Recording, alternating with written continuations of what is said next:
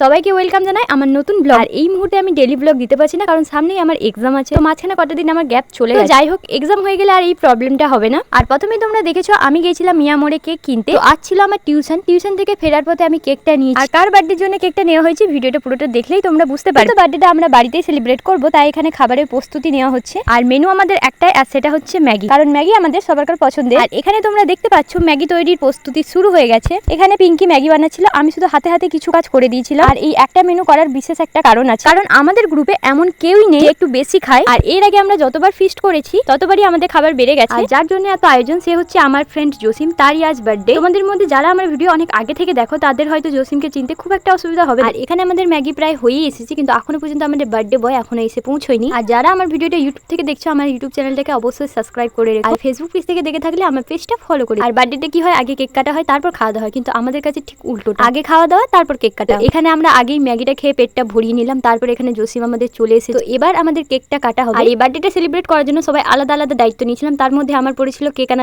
এখানে আমি কেক তো এনেছিলাম ঠিকই, কিন্তু মোমবাতি আনতে ভুলে গেছি। তো এখানে আমাদের আজ বিনা মোমবাতিতে কেকটা কাটা হচ্ছে। তো চলো আজকে ব্লগ আমি এখানেই শেষ করছি। তোমাদের সাথে খুব শীঘ্রই দেখা হবে নতুন একটা ব্লগে।